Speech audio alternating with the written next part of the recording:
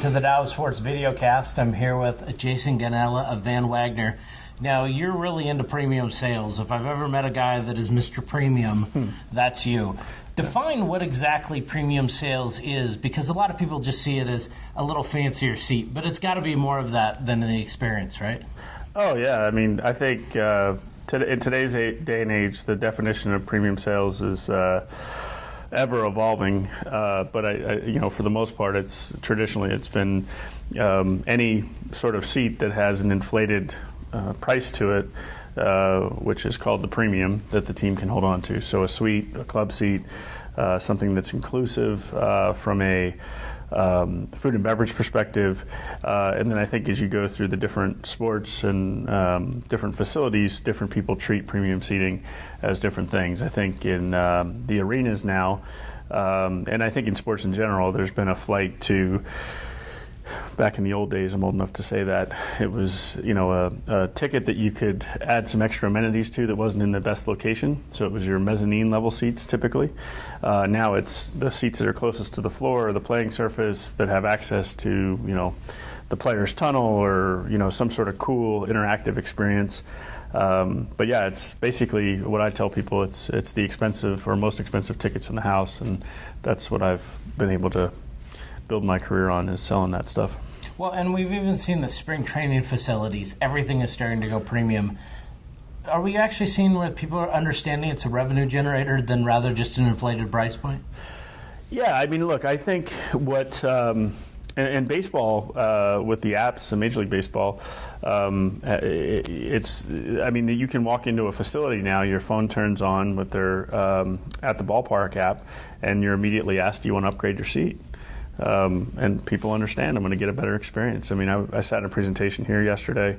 There's a company called Experience, which provides experience enhancements, and people want access. I mean, they want that that wow factor, that cool factor that then turns into a social media experience and then goes viral, and all those types of things. And what we have to do is as the facility or the practitioners in the space is to continue to evolve with those types of things. I mean, I took my kids to a wood bat league in Minnesota, and we bought seats in the front row, and my kids knew exactly what they were. Now, I mean, my kids are a little different because they go to premium seating things a lot, but I mean, there's that mentality that I've got an upgrade, and that's if you travel a lot or whatever, I think people are programmed to the idea that there's something a little bit better out there if you know somebody, and that's really, in essence, if you can get to that point from a sales perspective, relationship-wise, that's really what we're doing. We're selling access, and access could be location, access could be experiential, access could be quality of the actual chair you sit at, whatever it is. But that's really what it's all about. So I think, if anything, you're going to see folks putting a premium on location and on experience. I think baseball, again, has gotten really good at saying, well, if you're in the front row, no matter which front row it is, it's a little bit more expensive than the guy sitting behind you. So I think it's here to stay. Is there a danger, though, in making it too much of a one-off? Because part of the allure of the VIP seating is you have to be in with us for at least 18 games, maybe a partial, maybe the full season, but you didn't get the option of just coming on game day and finding that available. Yeah. And once that's available, does that not break the illusion that you need to really invest long-term in those seats? Well, I think that's a tricky thing. I agree with you. I think it's great and I've certainly been able to create the allure that I know how to sell that stuff long-term personally and in the projects that I've worked on. But I think when it's not new, and especially when you're creating something unique, the idea with the transactional piece is giving somebody almost a taste, and then do you want to sit there all the time? So I agree with you. It is tricky. You don't want it to be too accessible, and that's there's plenty of models out there where too accessible turns into discounting and Which leads to my point. Does it end up becoming a discount to where people go, hey, I got the seat upgrade, and now it's a discount because it's 50% off day of? Right. And does that not, in a way, hurt us even more? Yeah, I think, look, I think it's a delicate balance. I think there's certain industries that do this in unique ways. Again, as someone that travels a bit, I get a bit of a rush when they tell me when I go to the gate that I'm in first class. Now, I didn't pay for the first class, but because I travel so much, it's a nice perk. But that's a relationship that's been built. You're spending time with us, and we want to take care of you when we have the opportunity. If it becomes too much of a, why buy the cow when I can get the milk for free, then your model's upside down.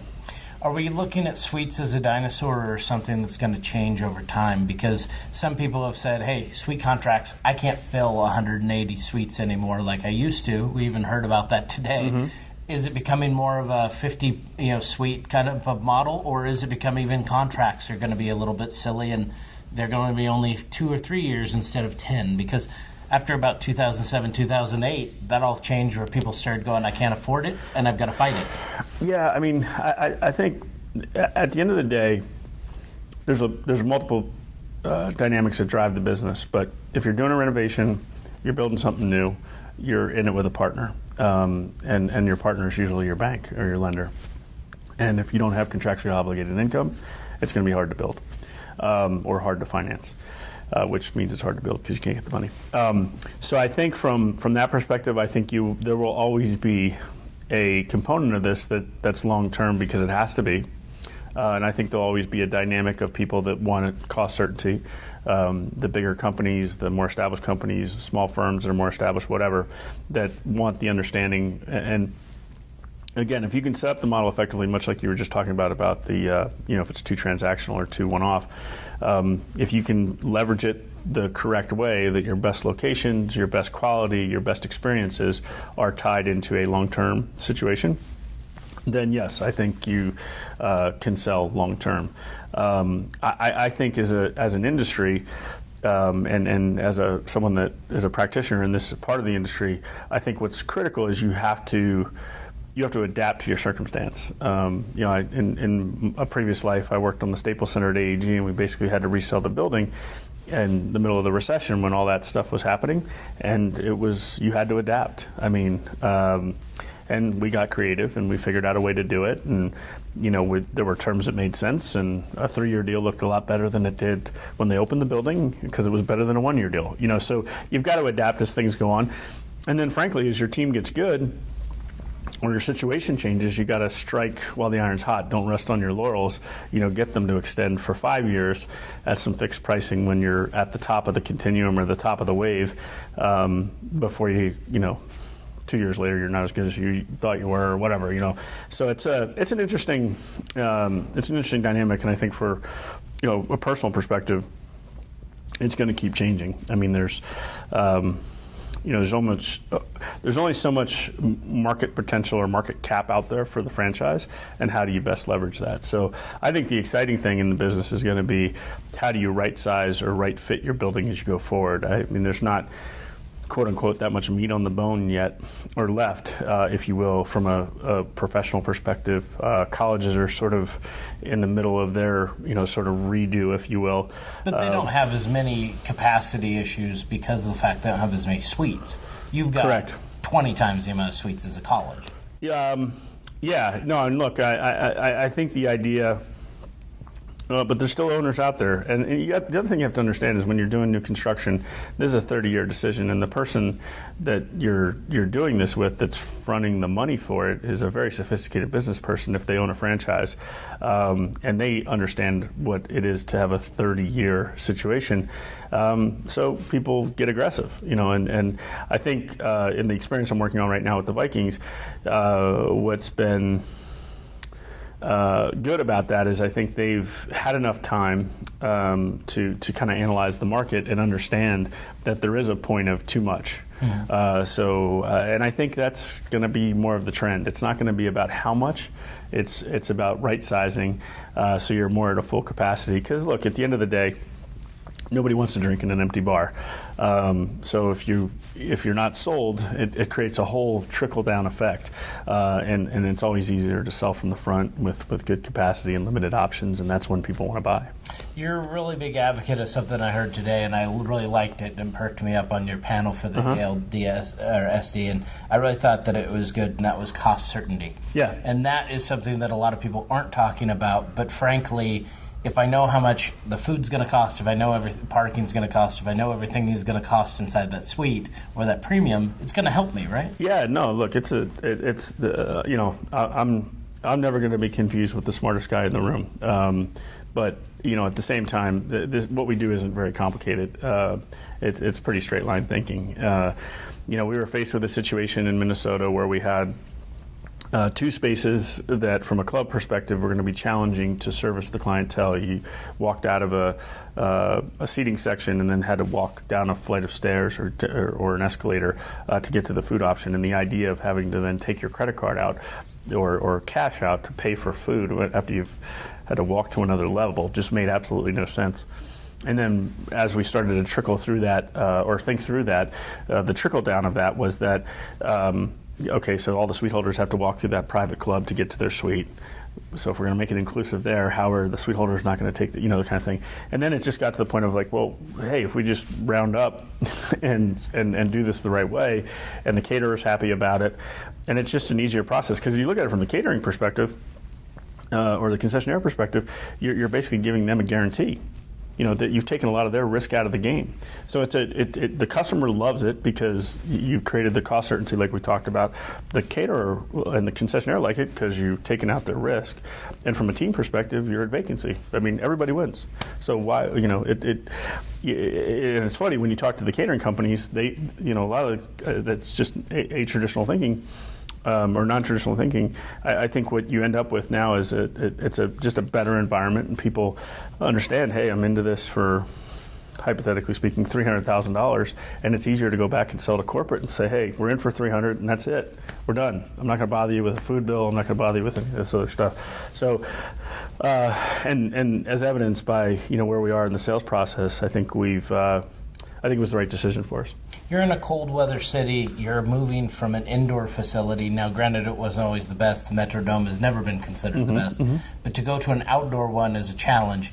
We saw that with the Minnesota Golden Gophers when they've been in their outdoor facility. Yep. How have you been able to kind of meet that challenge? Because of the fact that you've had people who may have had suites, but they had them with the idea that they were always in an 80-degree environment. Yeah, well, I think... I don't think the premium spaces are going to be much of an issue at the at TCF Stadium or TCF Bank Stadium where the Vikings are going to play. The general fan issue is going to be unique, and I'm not sure we fully grasped what that's going to be until we get to. I think we play at home against Chicago, so it'll be good TV for a lot of people around the country. But so that doesn't really bother the premium suite person. I mean, you still have to kind of. No, I think the value. The value proposition for a suite in an outdoor facility in a cold weather climate is pretty high. Okay. So we've actually done. We're not involved as much in the sales process there. A guy by the name of JP Paul that works for the Vikings is doing that. And JP's had great success with the premium product. I think from a season ticket holder perspective, we still have some seats to sell for this year, and some of that driven by the fact that there's a. It's a 30-year decision. This is a 2-year sort of temporary decision, but you had a lot of folks that, are getting up there in age and have had the tickets since the Vikings moved there in 1961. Whatever the dynamic is, and the idea of sitting outside for the 3 really cold games just isn't attractive to a lot of folks. But we'll muscle through it. There's certainly an audience of people out there from a more transactional one-off perspective that like the fact that Green Bay plays outside and want to show that Minnesota's as tough as Green Bay and Chicago, and we're the monsters, the Midway or the Norris Division or whatever they want to call the NFC North, and it'll be fun for a short period of time. And then the nice thing about the new stadium, or one of the really nice things about the new stadium in Minnesota when it's opened in 2016, is we'll have a clear roof surface and a lot of glass curtain wall that'll make you feel like you're almost outside, almost like a greenhouse type of feel. So we say clear is the new retractable. So you'll feel like you're outside even when you're inside. So you have the best of both worlds. So one of the questions that I would have is this a new stadium in the new era? Big era last time around was, hey, build it as big as the sky because we have people buying on credit cards. Is it better to build down? Is it better to build less seats? Or what do you have to do in order to ensure that you're building not only for today but for tomorrow based on the economic situation you're involved in? Yeah, look, I think a lot of the stadiums that were built at the beginning of the building boom, late 90s, early 2000s, are being, not as much in football, but certainly in baseball and certainly in arena models, are being right-sized now. And that, as a company, Van Wagner's excited about that because hopefully we can help people make good decisions. And you're saying a 70,000 seat stadium for baseball is probably not the best. No, and having 150 suites in a baseball stadium in just about any market's probably not a great decision. And I think you'll see the one or two groups that have that many suites downsize significantly here soon. So I think right sizing, the less is more sort of intelligent approach is probably the wave of the present for sure. But then you listen to the guys at Sporting KC and they wish they had a little more. So again, back to what we just talked about before, I think it's, if you don't have more flex space is something that's been discussed a lot. Maybe when you're playing well, it's a suite, and when you're not playing well, it's a party space or, whatever the market conditions are. But I think the we can't build it big enough is certainly not a approach. But again, look, I've worked enough places where that's a school of thought. It's not really a trend. There's certainly a school of thought out there that if you build an apartment building or you build a housing complex and you don't have available inventory to sell, you didn't build enough. So that's a mindset. That's not there's going to be people out there that build too much because that's how you're supposed to do it. There's a school of thinking out there. I certainly subscribe more to the less is more. Let's maximize the asset school of thinking. Let's be sold out. Let's be sold out. Look, if you're having to show multiple locations to people when you're on sale because you have that available, that is not where you want to be in our business. And and I've worked in a few situations that were like that, and I feel like you've got to do what you need to do to get it sold, and then you can then reconfigure your offering when you're playing from a position of strength, or you're operating from a position of strength where if you have open inventory, you're going to get aggressive to sell it.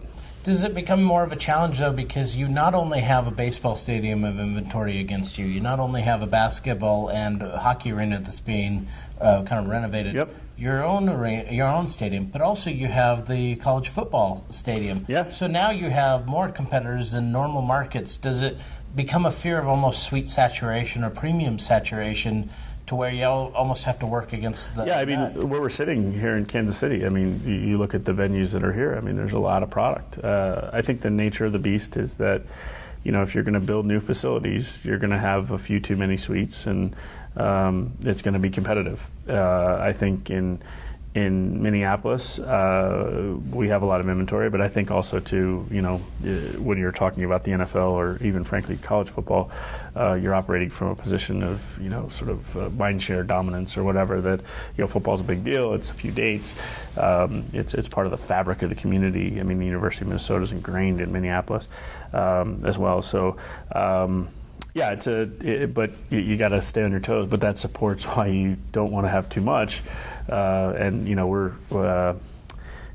an opportunity to build more. In terms of how the building's been developed, and that's a careful decision.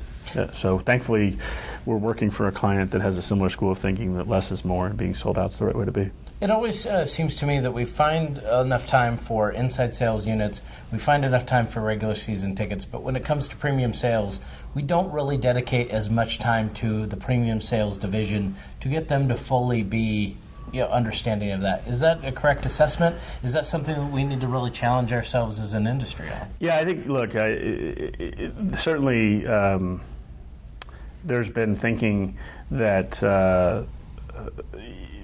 there's been a greater attention to it. I mean, I think it's, we've talked about it, you and I and other folks, that, it is a different sale.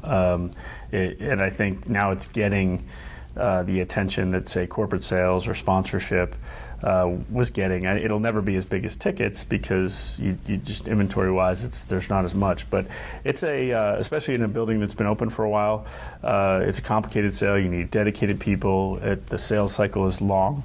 It usually takes a solid 6 to 12 to 18 months to take a client from the experience all the way through, especially if it's a corporation or a company, LLC, whatever. And these aren't decisions that go lightly. I mean, if you're dealing with a big company, there's optics involved. If you're dealing with a small company, you're talking about a tremendous share of their marketing budget. And then thankfully I've been able to work on new projects. Those are quick sales usually, but you're making decisions years out. But you go to somebody in the middle of a budget year and say, hey, do you want to buy a suite? They look at you kind of cross-eyed. And, hey, so you got to really manage that relationship and then understand what that process is. And there's a lot of rapport building and development and things like that. So the short answer to your question is yes, there's got to be greater dedication to the sales area. Does that require something different than normal sports sales, which is more of a golden handcuffs for our premium salespeople because you want them to stay longer if they're successful?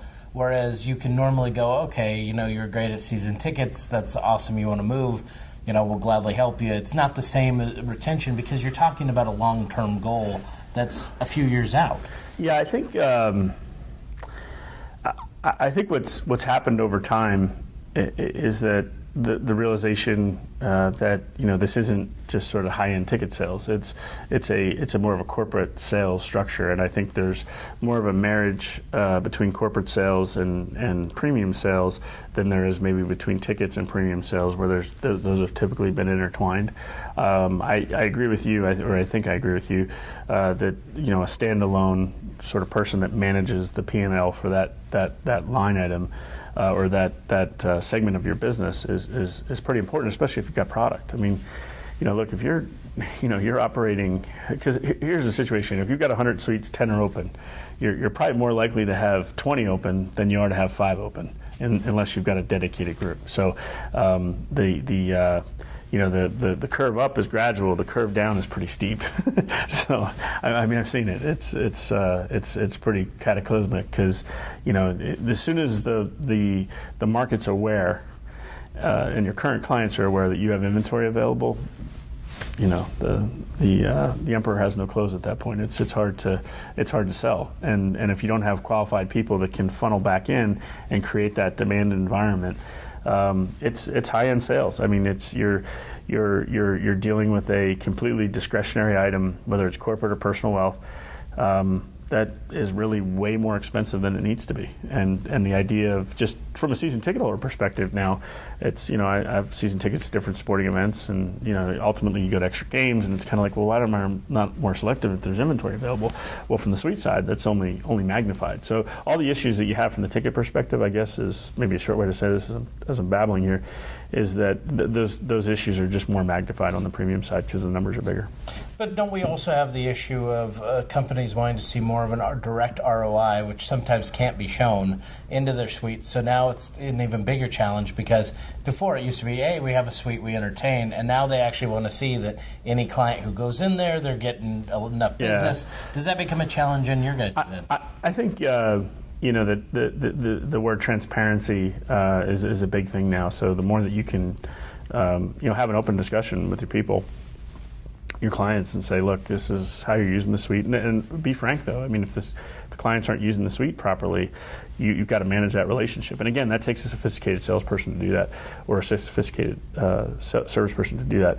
And you got to have open, dialogue and communications. I think managing the ROI is less of an issue on the suite side than it is, I mean, you can, always count cases of beer or soda and sponsorship and that kind of thing. But people that are, there's sophisticated buyers out there, and then there's also folks that, are privately held companies or private wealth that, don't really think in ROI, but understand that there's clients associated with these. I mean, these are, and again, back to what we were talking about at the beginning, these are experiences that are, I mean, I heard something yesterday where a guy at the game, I think, paid $2,500 in Seattle to have the Seahawk fly off his client's arm, and it was a game-changing moment for their relationship. I mean, that's what we do. I mean, this is all about experiences. I mean, things you can do for guys' kids or people's kids, or their families, or a father and a son, a mother and a son, a mother and daughter, whatever. It's powerful stuff, and that's if you can create that sort of attachment, and that's what they're buying. I mean, you're buying. You're buying real estate in a way, but you're also buying access, and you're buying a relationship that can provide you that access and really help from a business perspective or a relationship perspective. I mean, I've sold all sorts of stuff, for the top of the curve, if you will, with the NFL all the way down to MLS. And at the end of the day, it's the same blocking and tackling. It's about taking care of your client and them being able to take care of their clients or their key, constituents or family or whatever. And if you can do that and they like working with you, it's a much easier transaction. Where do we see premium sales headed in the next few years? Are we going to see to where really the margin of what you get for experience outweighs even the seat that you have? I think it's going to be flexible. I mean, just to use the adjectives, I think it's going to be flexible, customizable. If adjectives or adverbs, I'm not sure. Customizable. I think it's going to be dynamic from a pricing perspective, and your experience on one day can be different than the next. And then I think it's going to be it's going to need to be new and fresh and creative, because that's what the buyer demands. I mean, when you think about it, the folks that we're dealing with, whether they're representing a larger organization or they're privately wealthy individuals, I mean, these are folks that make choices quickly and want new and want extremely high-end opportunities. I also think, and I've heard a little bit about this, and I'm excited to see it today when we go over to the soccer venue, is that you have these, for lack of a better way to say it, almost like a poor man's club seat or a common man's club seat, where you're adding an amenity that matches a need, and you can get a little lift on the ticket. I think it could actually be a little bit more broad-based.